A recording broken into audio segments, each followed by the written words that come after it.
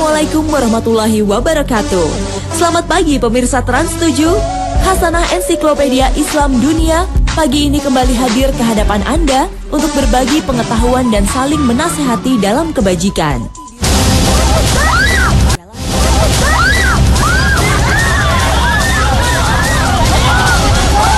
Kontroversi jilbab masih melanda di berbagai belahan dunia. Umat Islam menggelar aksi protes menentang kebijakan pemerintah Prancis yang melarang wanita muslim mengenakan jilbab di sekolah, kantor, dan tempat-tempat umum demi alasan keamanan.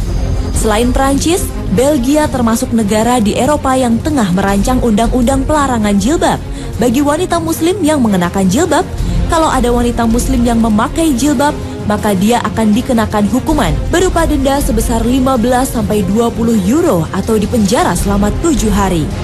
Parlemen Belgia telah menyetujui undang-undang baru tentang pelarangan jilbab. Kantor berita Belgia mengatakan bahwa undang-undang ini mesti dijalankan karena undang-undang pelanggaran jilbab ini telah disetujui oleh seluruh partai politik yang menjadi wakil di parlemen.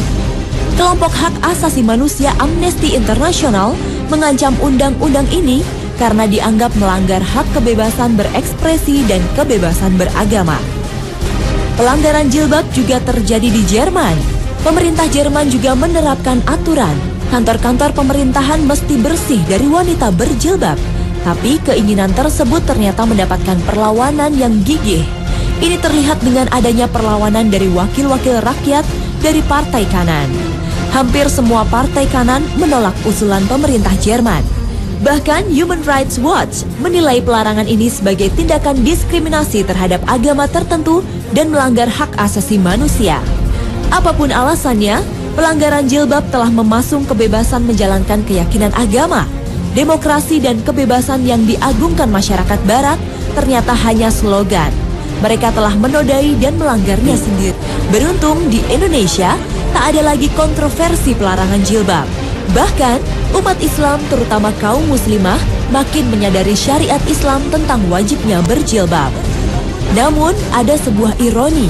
Mengenakan jilbab tapi berbusana ketat, menampilkan lekuk-lekuk tubuhnya. Nah, bagaimana sesungguhnya berbusana sesuai dengan syariat Islam?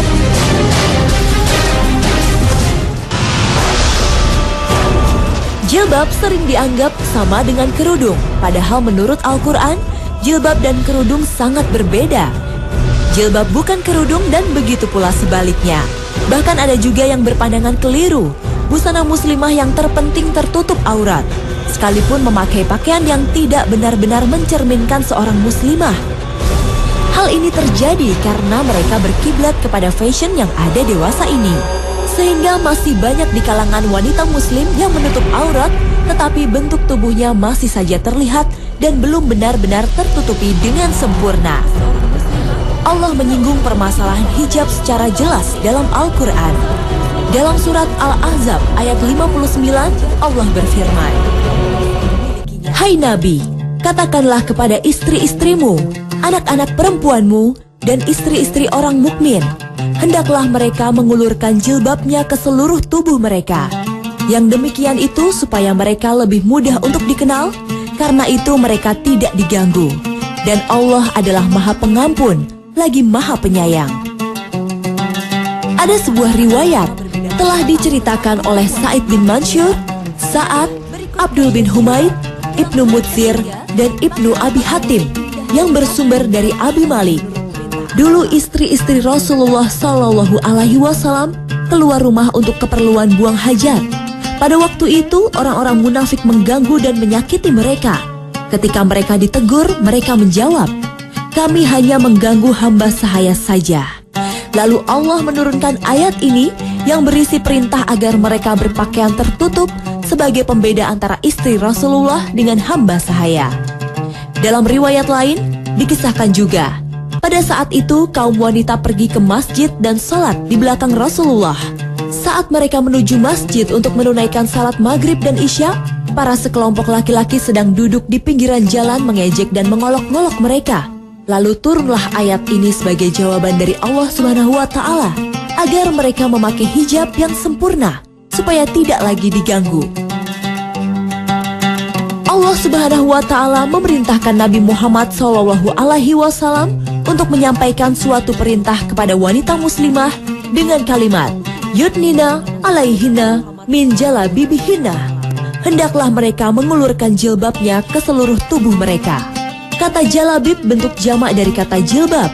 Ada beberapa pengertian dari para ulama mengenai kata jilbab. Ibnu Abbas menafsirkan sebagai ar-ridho, artinya mantel yang menutupi tubuh dari atas sampai bawah. Al-Qasimi menafsirkan ar-ridho seperti asirdab yang artinya terowongan. Adapun menurut Al-Qurtubi, Ibnu Al-Arabi, dan An-Nasafi, jilbab adalah pakaian yang menutupi seluruh tubuh.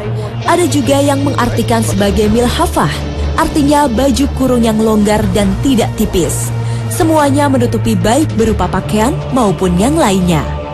Sebagian memahaminya sebagai mula'ah, artinya baju kurung yang menutupi tubuh wanita dari atas sampai bawah, atau yang disebut dengan al-kamis atau baju gamis. Meskipun berbeda-beda, menurut Al-Baihaqi, semua makna yang dimaksud tidak salah.